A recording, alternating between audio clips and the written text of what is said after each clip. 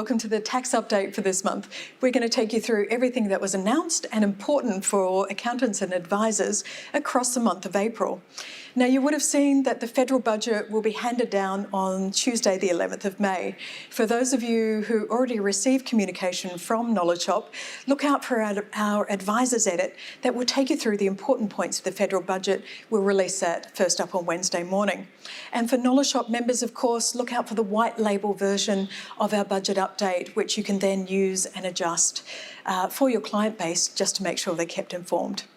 Now, inside this month, we're going to look at two new exposure drafts that have been released by Treasury that actually relate to the previous budget's announcements. The first of those deals with targeted relief, targeted CGT relief for granny flat arrangements. The second deals with an FBT exemption for employers who are providing retraining and reskilling for redundant employees. But we're also going to look at a new guidance released from the Tax Practitioners Board. Now, this deals with the use and disclosure of TFNs in emails. Now, as you know, emails are quite insecure, and there are special rules, special TFN rules within the Privacy Act that actually manage very closely the distribution of TFNs.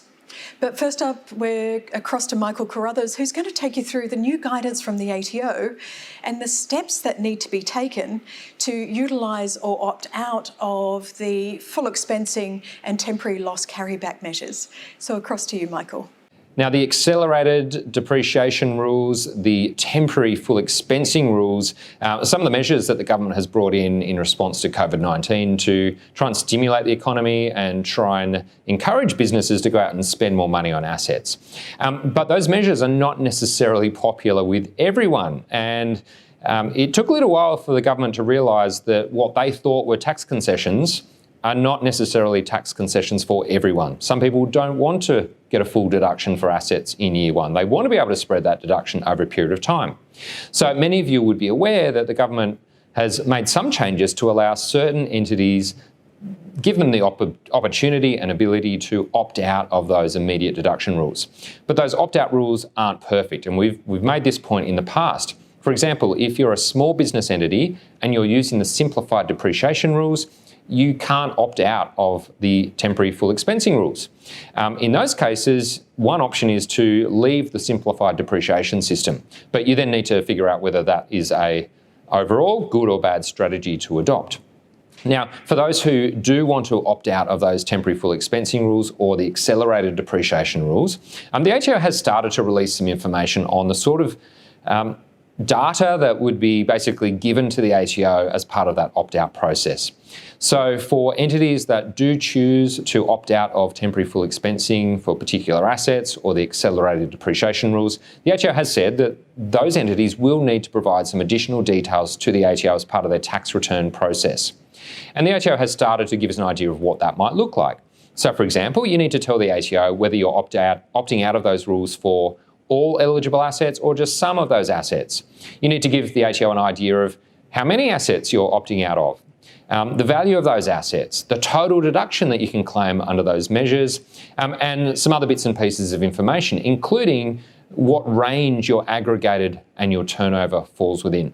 Now, my best guess is this just information for the ATO to then assess who's taking up these measures, who's opting out. Whether it then leads to compliance activity, I'm not sure whether it necessarily would or not. But there is going to be an additional information piece that is required to be submitted to the ATO with the return. Now, for clients that you have who might have substituted accounting periods, who might need to lodge 2021 tax returns before the 2021 return forms are actually released, the ATO has released a specific schedule that can be lodged in the meantime, which sets out that information. So if you do have clients who need to lodge a 21 tax return in the next couple of months or so, be aware that if they do want to take advantage of those opt-out rules, or if they want to take advantage of, say, the loss carryback rules, they just need to be a little bit mindful that there might be a bit of extra information that needs to be provided to the ATO over and above what is on the standard tax return stationery. Now, across to Matthew for that latest guidance from the Tax Practitioners Board on the disclosure of TFNs by email.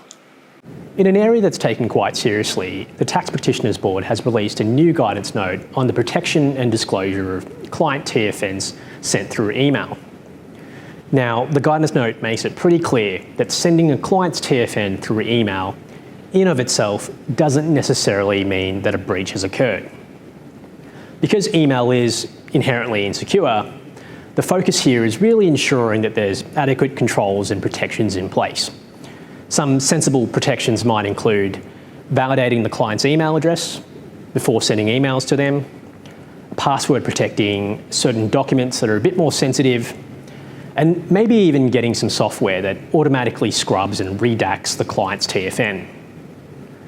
Another important thing to keep in mind is that if you're sending client TFNs to third parties, it's really important that you get the client's permission to do so beforehand.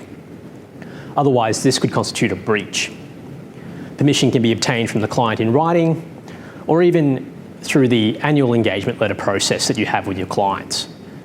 Because this is such a key focus area, now's probably a good time just to make sure that your controls and processes are both adequate and good to go. Now across to Michael for those 2 new exposure drafts that have been released by Treasury. Now, just a bit of a quick update on some measures that are progressing from last year's federal budget just before we get to this year's federal budget. And the 2 measures where we've seen some developments lately are in the area around granny flat arrangements and also an FBT exemption for reskilling and retraining employees. Now, the first one relates to a CGT problem area that people have become aware of over recent years around what are referred to as granny flat arrangements. Basically, what happens in a granny flat arrangement is that often a child will provide their parent with a lifetime right to reside in a particular property or a dwelling.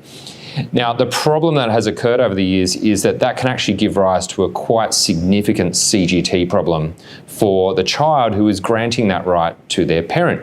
And often it comes down to the way that the market value substitution rules apply.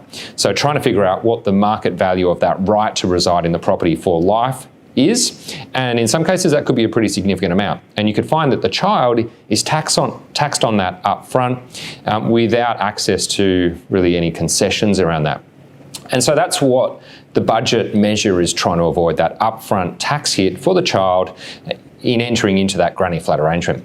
So at this stage, we now are moving a step closer to having some legislation because Treasury has released some draft legislation which sets out how that CGT exemption would apply. The plan is that it would apply to the grant of a granny flat arrangement, also the variation of an existing arrangement, or the termination of an arrangement. And the rules basically just provide an exemption from CGT in those scenarios. Now, there are some specific rules that need to be satisfied in order to access that exemption, but be aware we're just at draft legislation stage yet, it's not final. The other measure that has progressed a little bit in much the same way because we've moved to exposure draft stage is the proposed FBT exemption for expenses that are incurred by an employer in retraining or reskilling an employee.